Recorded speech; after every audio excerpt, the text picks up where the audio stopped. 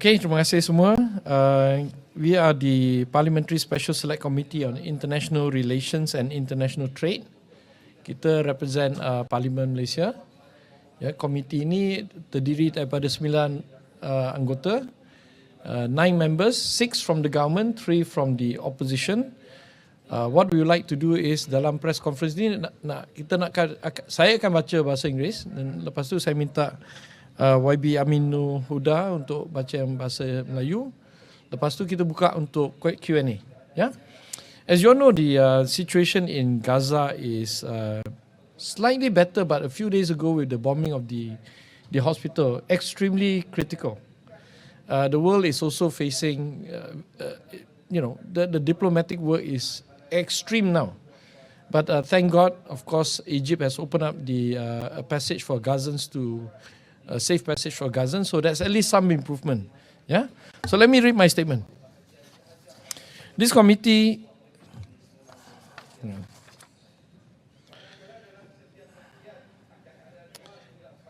The PSSC comprises a total of 9 members from Dewan Rakyat, with myself as the chairman, and the remaining members include Dr. Kelvin, Dato' Andy, Dato' Willie, Tuan Lee Howard, Tuan Haji Aminu Hoda, Datuk Wira Dr. Koo, Tuan Wan Ahmad Faisal dan Datuk Haji Muhammad Suhaimi.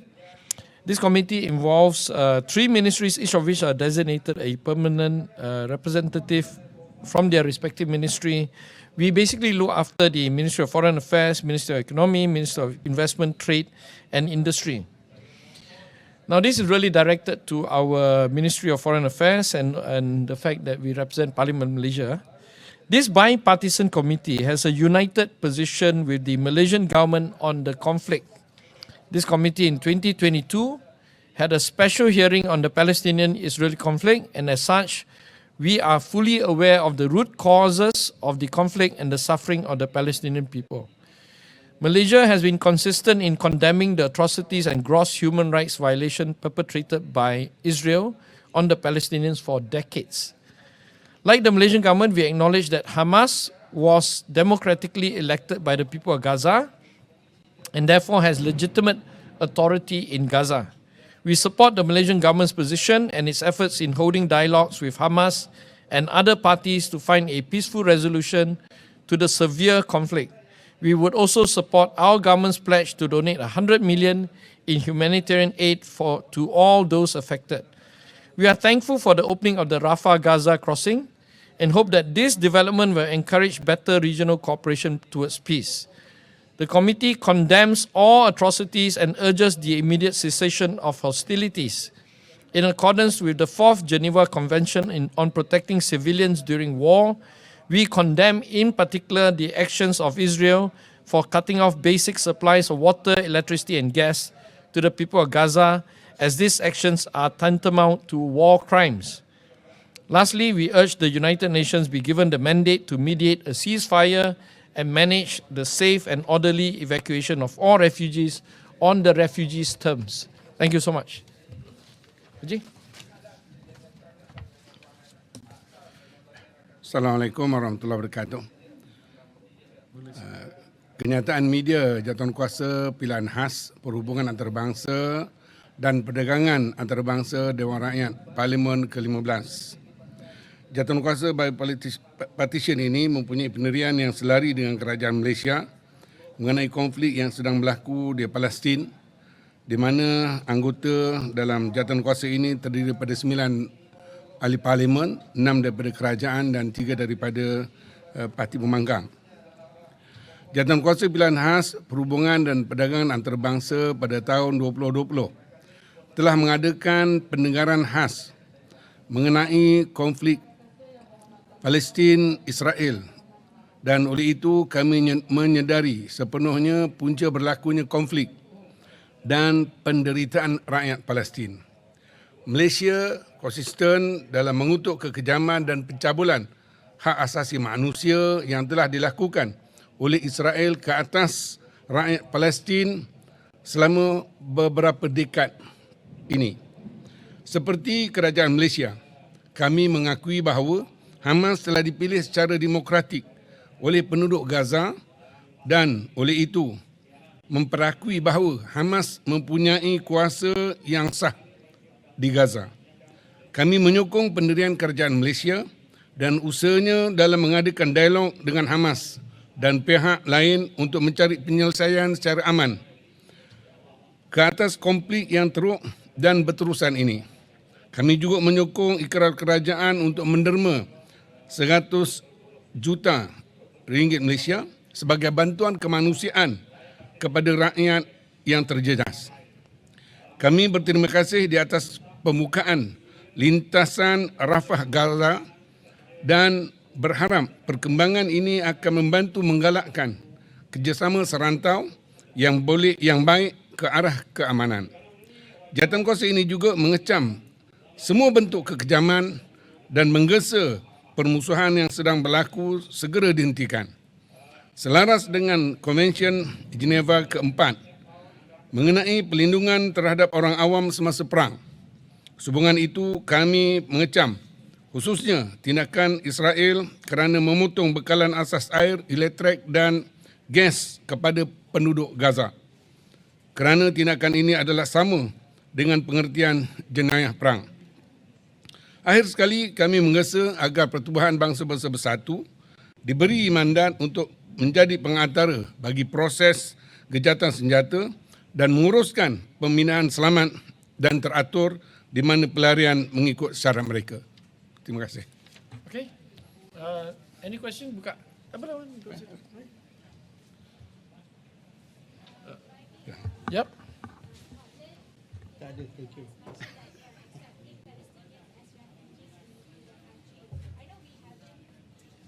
Scotland, you say? Okay.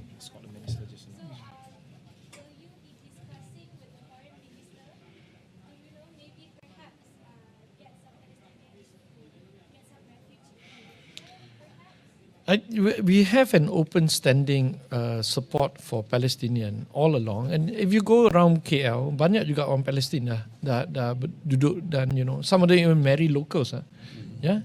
So and their children are Malaysians already, right? So we will continue that, especially in this time of crisis. But the most important thing is to get the refugees across to Egypt, somewhere safe. Crossing back to Israel is not safe, right? So thank God the Rafah exit is now open, and then I think we can send a team there to the Rafah area and try to see whether we can, beyond the humanitarian, also help to bring some over back to Malaysia. Yeah, I think we will have that discussion with the Ministry of Foreign Affairs. What? No, I agree. Okay, soalan lain? Tanyalah orang lain, bagi dia on chance. Have you guys actually received what the Ministry of Foreign Affairs has done so far, like at least in the last 3 days? Terima. Okay, boleh? How about you want to share them? I mean, I can just give you a kind of rough idea. Saya baca apa maklumat yang saya dapat. Ini rasanya dah umum, cuma mungkin belum sampai ke pihak media. Tindakan Kementerian Luar Negeri setakat ini 7 orang ahli keluarga HBS Beirut tiba pada 16 Oktober dan 5 orang lagi telah tiba pada 17 Oktober diselamatkan. Sesi Dewan pada Rakyat pada 16 ini tak payah cakap lah sebab dah tahu diketahui umum.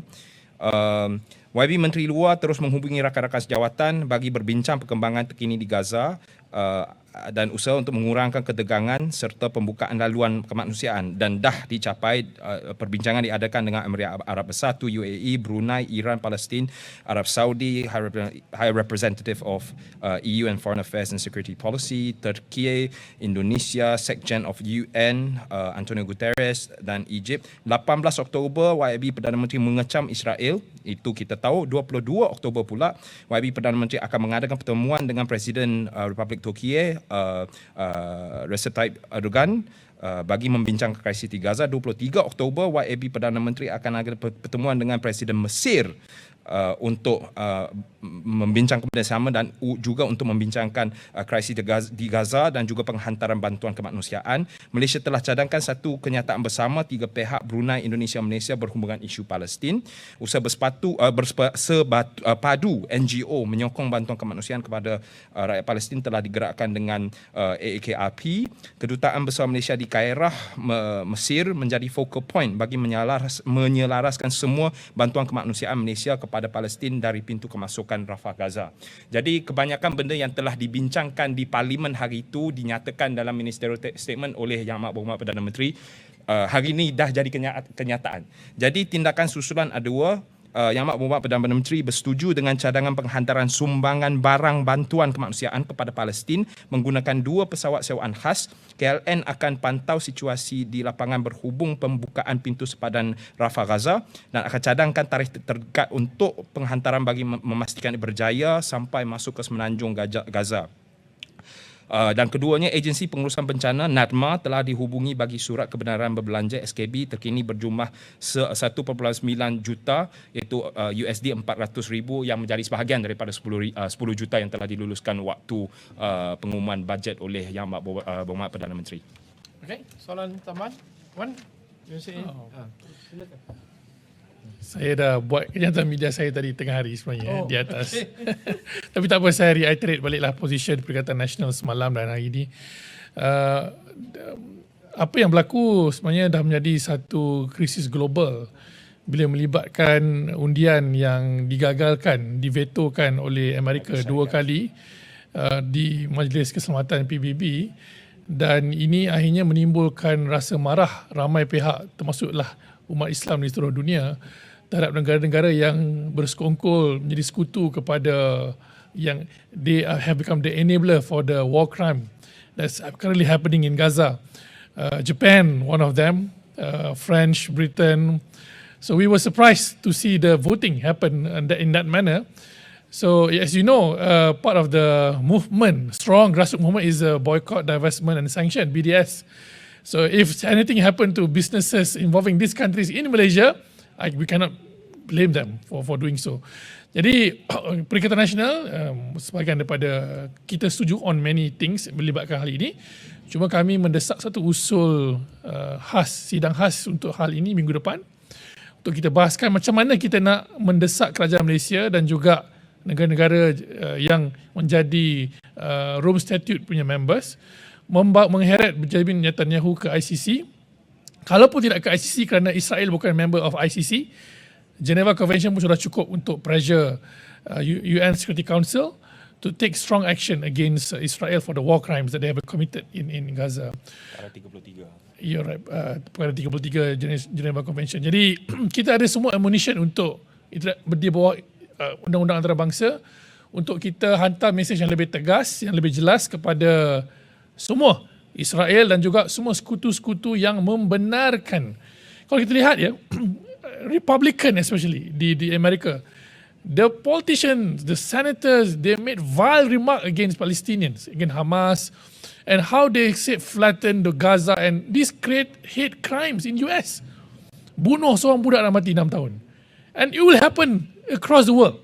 In Europe, there's so many things happening because of their actions. They're condoning Israel's impunity in leveling Gaza.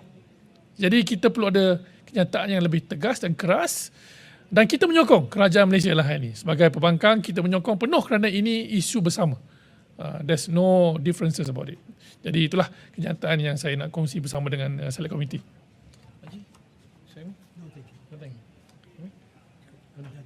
Okay? Sukses. Terima kasih semua. Okay, thank you. Thank you.